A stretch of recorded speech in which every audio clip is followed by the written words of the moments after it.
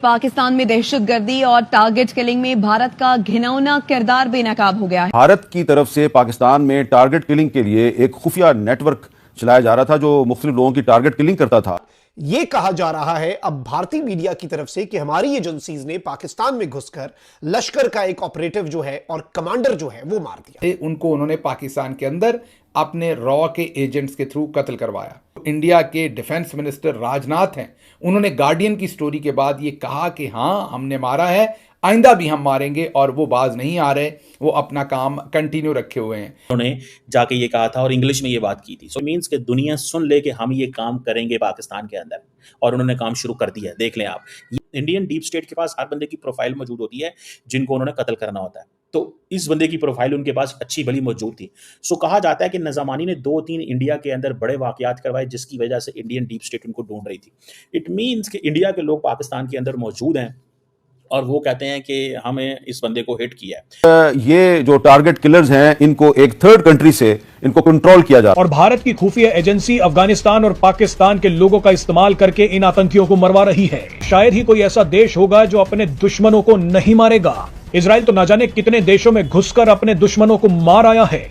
America तो अपने स्वार्थों के लिए कई देशों को निगल गया है। ऐसे में अगर भारत पर आरोप लगाए जा रहे हैं कि वो अपने दुश्मनों का सफाया कर रहा है तो इसमें गलत क्या है? पाकिस्तान के टेररिस्टों पे बहुत ज्यादा बुरा वक्त आया हुआ है, और यह है कि एक तरफ भारत उनको मिसाइल के जरिए टारगेट कर रहा है तो दूसरी तरफ कुछ फरिश्ते हैं जो इनको जहन्नम की तरफ भेज रहे हैं। लश्कर तैयबा और जमात का लीडर रज़ुल्लाह निज़ामानी, जिसको अबू सैफुल्लाह भी कहते थे, उसको नामालूम अफराद ने गोली मार दी।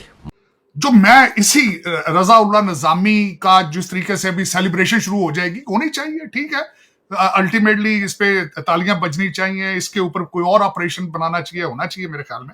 एग्जैक्टली मुझे नजर आया कि 1947 में भी यही हुआ था। और आज शुक्र अदा करें कि उस वक्त सोशल मीडिया नहीं था। शुक्र करें, उस वक्त अगर ट्विटर होता, सोशल मीडिया होता, तो करोड़ों के हिसाब से लोग मारे जाते।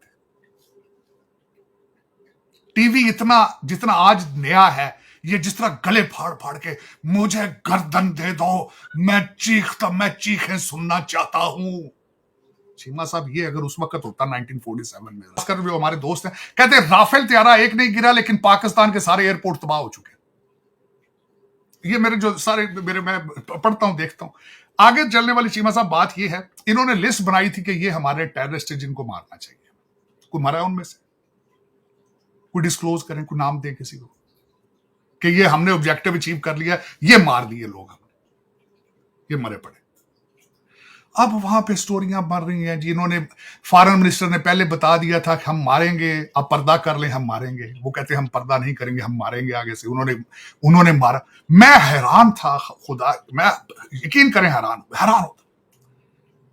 हमारे प्राइम मिनिस्टर मोदी साहब ने कहा कि हमने टेररिस्ट के ठिकानों पे हमला करना था, तो आगे से पाकिस्तान ने हमारे ऊपर हमला कर दिया। क्यों किया? एक सॉवरेन कंट्री के ऊपर, और वो भी न्यूक्लियर पावर हो, आप उस पर अटैक करें और आप एक्सपेक्ट करें कि मुंह दूसरी तरफ करके सो जाए। वो बड़ी मीम बनी हुई है, उल्टा पाकिस्तान ने हम पे ही हमला कर दिया। मैं हैरान हूं।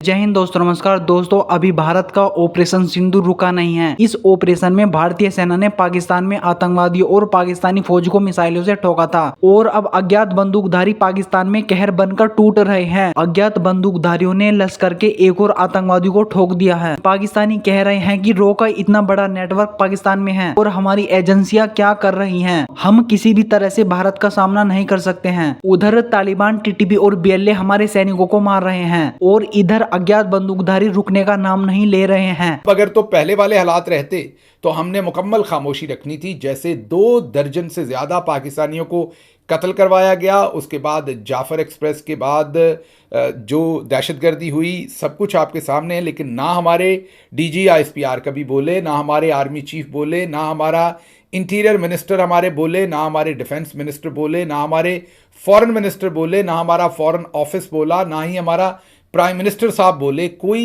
कभी नहीं बोला, खामोशी रखी गई। चीमा साहब, मेरे कई दोस्त हैं, अच्छे पढ़े लिखे लोग हैं, आज भी ये कहते हैं कि राफेल त्यारा नहीं गिरा, और उनकी इंफॉर्मेशन, अच्छा पाकिस्तान की सारी इंफॉर्मेशन गलत है, लेकिन उधर के मीडिया की सारी इंफॉर्मेशन ठीक है। ये पढ़े लिखे लोग भी ये बातें अमेरिका में भी ये कर रहे हैं। अच्छा, फिर मैंने ये देखा है, ये इंसानी जिबिलत है मेरा ख्याल है। आप जिस तरह की खबर में बिलीव करना चाहते हैं उस पर आप बिलीव कर लेते हैं। जो आपके माइंड को सूट कर रही होती है, आप कहते हैं ये इंफॉर्मेशन ठीक है, बाकी सारे बेवकूफ है, बाकी सारे जाहिल हैं, बाकी इंफॉर्मेशन गलत है। मैं तो सबको ही रिजेक्ट कर रहा हूं इस वक्त चीमा साहब। उसकी वजह यह है, मैं वापस अपनी टेरिटोरी अमेरिका के अंदर आ चुका हूं और खुदा का शुक्र है कि मैं वहां से निकल आया हूं 36-37 साल पहले। इस गंद से बच के आ गया हूं जो आज मैंने देखा है चीमा साहब। जो दोनों ममालिक, पहले तो मैं कहता था पाकिस्तान सिर्फ, लेकिन इस दफा मुझे नजर आ रहा है कि सामने कि भारत के अंदर भी जितना गुस्सा, अग्रेशन और जो नफरत है चीमा साहब, वो रेडिकलाइजेशन जो एक्सट्रीम पर है। रेडिकलाइजेशन किसी फॉर्म और शेप में भी ह्यूमन के लिए अच्छी नहीं, चाहे कोई भी हो, कोई भी, चाहे क्रिश्चियन हो, हिंदू हो, मुस्लिम हो। जब वो रेडिकलाइज और रिलीजन बेसिस पे आके दूसरे इंसानों से नफरत करता है और खून देखना चाहता है, which is not absolutely। Cheema साहब दुख है, लेकिन चले। चीमा साहब आपने बताया है कि रजा उल्लाह निजामी मेरी नजर में मर गया है, नहीं मरा है, था है नहीं, उसको खुद ही इन्होंने कह दिया। 2006 में उसने नाकाम हमला करने की कोशिश की थी आरएसएस के हेडक्वार्टर पे। पता नहीं, खुदा जाने आरएसएस कहां से कहां उसका हेडक्वार्टर है, रजा उल्लाह निजामी कौन है। इस तरह के 50,000 लोग हैं इस वक्त। हालत ये है, दुख वाली बात ये करूंगा चीमा साहब, कल आपके इंग्लैंड के फॉरेन मिनिस्टर ने कहा है कि अभी तक इन्होंने हमें कोई प्रूफ नहीं दिया, कोई प्रूफ नहीं। कल का आया था कल का पाकिस्तान आया चीमा साहब, वो भारत जाएगा आगे। उसने कहा अभी तक इन्होंने हमें कोई प्रूफ नहीं दिया जो कश्मीर के हवाले से।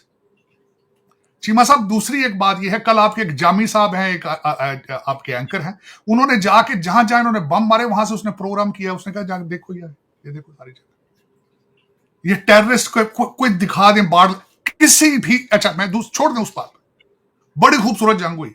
चीमा साहब जो बताने वाले कहते हैं जो खास टर्की के ऊपर मिसाइल पे हमला करना चाहिए, ये चल रही खबर।